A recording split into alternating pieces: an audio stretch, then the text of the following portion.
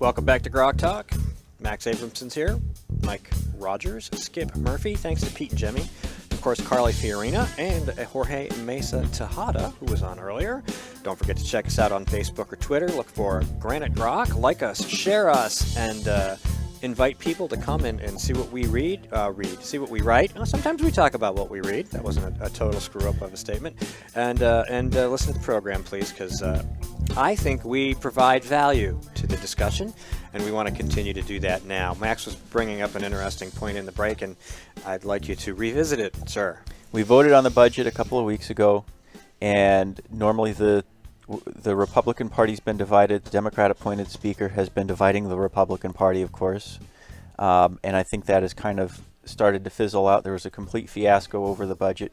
Jasper's budget would have had an 8-cent per gallon gas tax increase, which would have hurt businesses, hurt our economy, and kept people from buying gas here. And I think that the split happened, and I think enough Republicans have finally broken away from Jasper, and I think maybe even Jasper and his people have kind of given up the ghost on trying to push the Democrat agenda, because I think that pattern's been seen. And what happened during the budget session was the regular platform Republicans, the O'Brien, Carol Maguire, Leon Rideout, Pam Tucker Republicans, put together a budget that could pass, because Jasper and Flanagan, Flanagan's the majority leader in the House, although not the elected majority leader, they found they only had about 50 votes on the floor out of 400 reps, and so there was no chance of that. There was no chance of that budget passing through the House.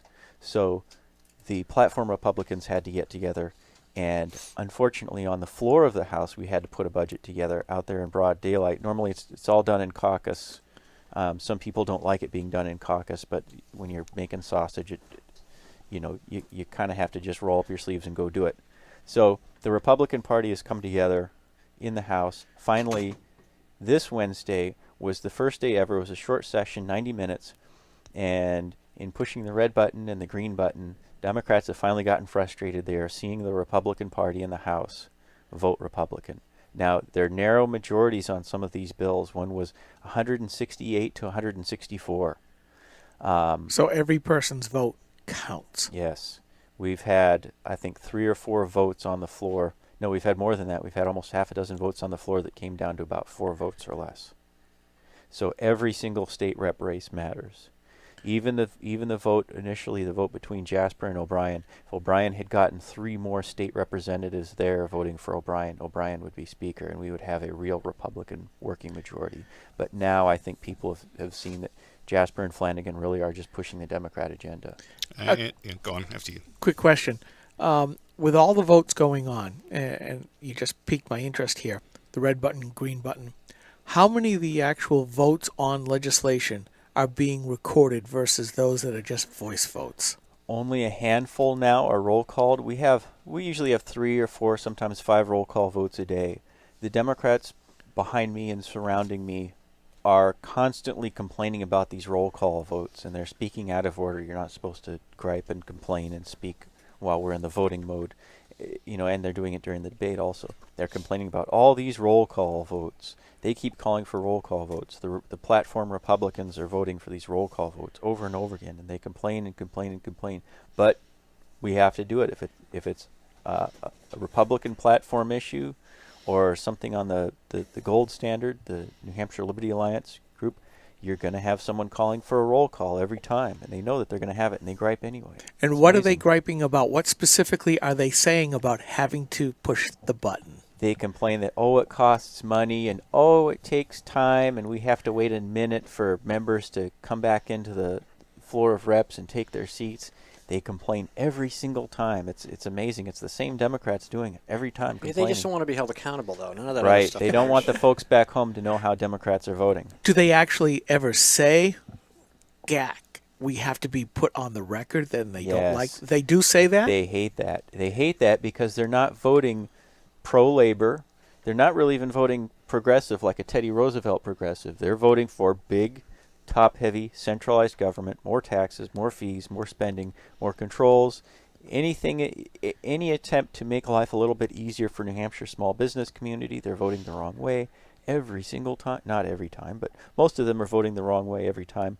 And the Democrats, this is why I didn't run as a Democrat. I wanted to represent my district. Also, I don't agree with their big government approach. I wanted to represent my district. But if you run as a Democrat, you have to vote the way leadership tells you. Otherwise, the union officials and lawyers and all those quote-unquote progressive socialists, they will show up and they'll primary you. And if you win your primary, they'll switch over and they'll vote for the Republican to get rid of you. They keep out every single member of the party who doesn't vote straight big government. So why is it works that way and it doesn't work for Republicans? You know, I've mentioned before the party whip system in Britain, which is not just that there is a whip who's supposed to round up the cats and get them to vote. There is also the strictness of the whip, a 1-line, 2-line, or 3-line whip that says this issue is really, really important to the party. But there's also the condition known as withdrawing the whip from a member, which says you are no longer supported by the party. Clearly the Democrats do that. So if you vote against the Democrats, if you vote against the equivalent of a 3-line whip in the New Hampshire House as a Democrat, you are going to be out of there. You're going to be unsupported by the party next election. The Republicans have no such concept, whether you discuss it in archaic British terms or simply in practical politics. The Democrats insist you vote the party line, or at the very least, you vote right when they tell you. The Republicans don't do that. They don't seem to have any concept of this is important to the party. This is our platform, our principles, and we expect you to come our way. If you took the average educated, involved, ordinary person who is not part of the two-party system, they're an independent, and you took that independent, educated voter who knows about the issues and knows something about economics and business issues, and you put them in there, they would vote the Republican platform probably 80 to 85% of the time. So what we're asking from the Republican platform isn't anything big or extreme. What we're simply asking, anyone should get a 90% voting record. Anyone should get at least an 85% voting record. So how is it that you can have Republicans with 40% voting records? Because Jasper and Flanagan are leaning on them to push the Democrat agenda. And what they have found, after Jasper pulled Lori Sanborn off the Finance Committee for refusing to vote for an 8-cent per gallon gas tax increase, his credibility with the party really fell. Now, all the chairs and vice chairs have been told, and we know they've been told because we all talk. And if they vote against Jasper and Flanagan 3 times, they get pulled. Lori Sanborn only voted against them once, and that was on that gas tax increase. She refused to support the gas tax increase. She was pulled off the committee. She was reassigned to another committee. But seeing so many conservative platform Republicans pulled off their committees, even committee chairs, right at the start of the session and shifted off to less important committees, really put a lot of fear and concern into them. And so we've seen representatives like was it Phil Bright? Mm-hmm. We've had plenty of conservatives who had 80 and 90% voting records suddenly drop to 60%. We've most of the chairs and vice chairs fall somewhere between 40 and 55%. So they're actually voting with the Democrats. Democrats vote with us 30 or 40% of the time. So to see good conservative, pro-freedom, pro-liberty Republicans having so much pressure put on them, so concerned about their parking spot, that they are driven down to vote Democrat, to vote against the Republican platform and against the Republican primary. There's a piece right there. They're so afraid of losing their parking spot because they don't want to walk down the street a little way. Well, they're going to lose their parking spot. Park free or die. They're going to lose free or die. They're going to lose their store's parking garage parking spot because we're roll calling these votes.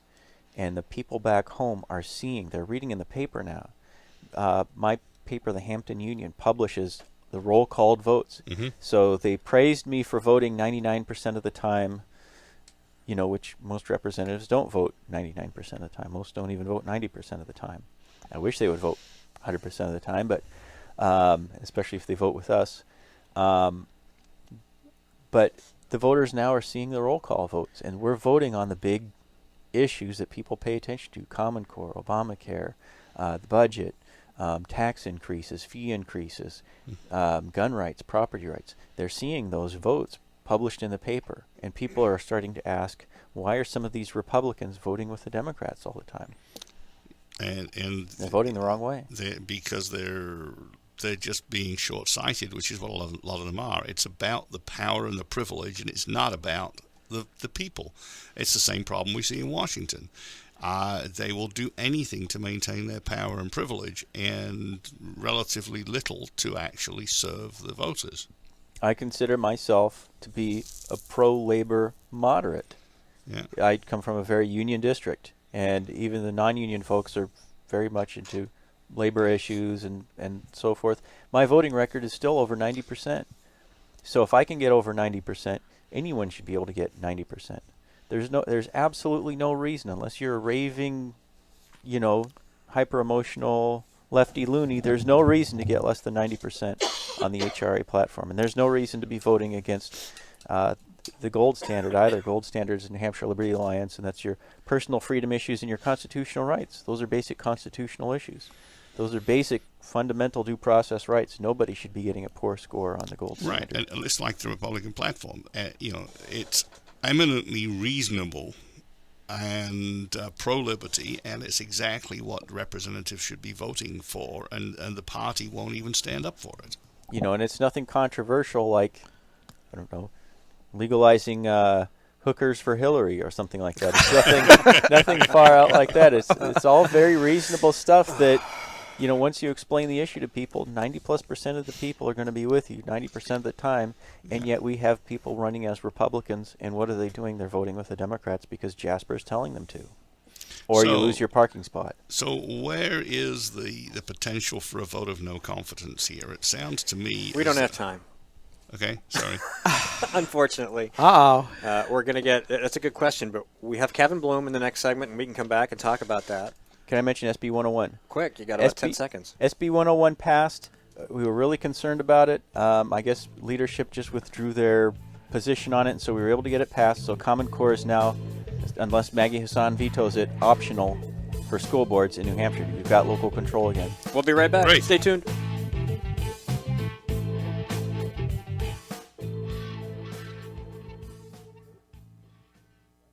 New Hampshire is famous for scenic drives, but they're tough to enjoy when you're on your way to the doctor. Because Obamacare limits your choices, some will have to drive more than an hour to see a doctor. What's health insurance worth if care isn't there when you need it? Jean Shaheen voted for Obamacare, putting your doctors and hospitals further out of reach. Tell Senator Shaheen Obamacare is not working for New Hampshire. Jean Shaheen and her allies are making false claims about her record on veterans. The truth? Shaheen refused to meet with veterans pushing for reform. She wasn't on the committee that wrote the reform legislation and refused to co-sponsor important VA reforms in the VA Management Accountability Act until after the VA scandal broke. When our veterans needed her, Jean Shaheen was AWOL. Tell Jean Shaheen to stop distorting the truth and fix the VA.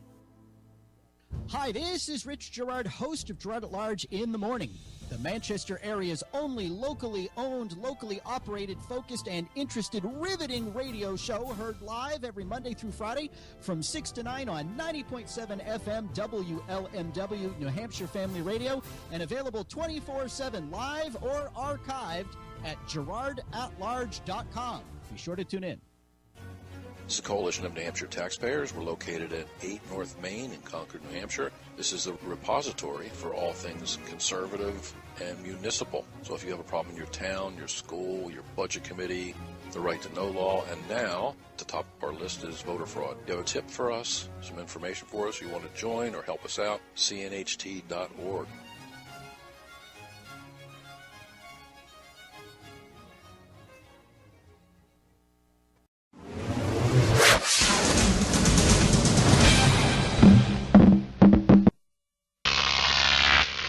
GrokTV.